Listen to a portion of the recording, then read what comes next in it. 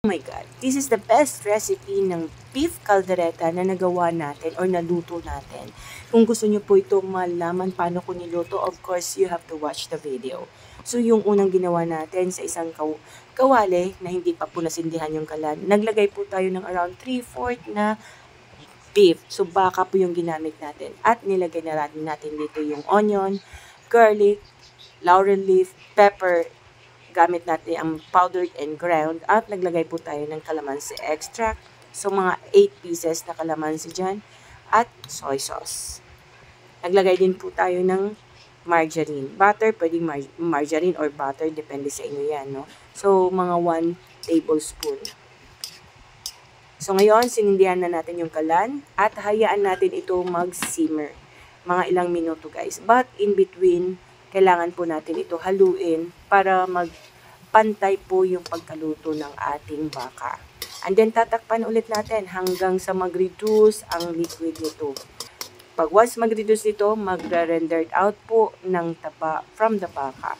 So, from the fat itself, ito po yung magpapan-fry sa ating beef. So, hayaan lang natin ito maglambot. Ililipat ko po siya sa isang kalan. Doon ko po lalagyan po siya ng tubig, around 2 cups para lambot yung ating karne. So, while doing that, sa isang kalan naman, sa isang kawali naman, naglagay ako ng konting mantika at pinan-fry ko po yung carrots at potatoes. Hanggang sa maging ganito yung itsura. So, ihaon natin yan at isi-set aside. And then, naglagay po tayo ng konting butter or you can add margarine. Isusutay natin yung bell pepper until lang lumabas yung aroma. Huwag natin i-over-fry ito kasi mapapait po siya.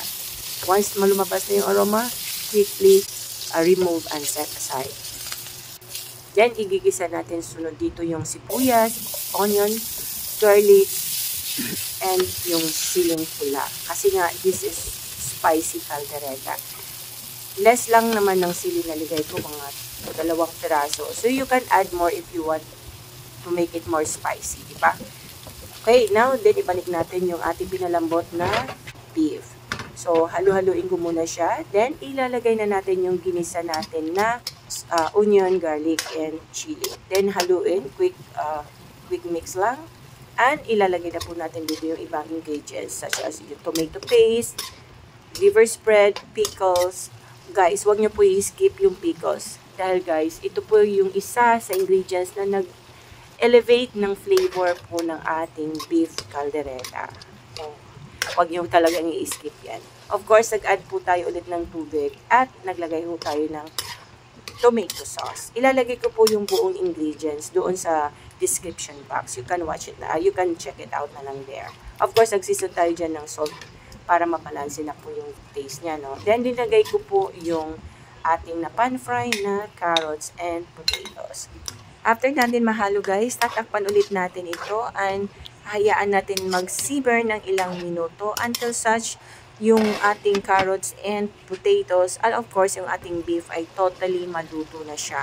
So, after maluto ang lahat, dito natin ilalagay ang isang ingredients na magpapa-elevate sa ating beef caldereta. Ang cheese, of course. Haluin natin yan. At ito po ang ating final na luto ng ating cheesy, spicy beef caldereta. Grabe guys.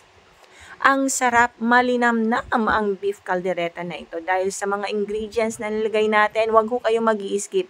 Yung iba naglalagay po ng peanut butter dito. Pero ako hindi na po ako naglagay. Yun lang ang hindi ko nilagay dito. Kasi na po, sobrang sarap na po kahit walang peanut butter. Pero it's up to you kung gusto nyo po lagyan ng peanut butter. Discarte natin po yan. Ayan, kain na po tayo.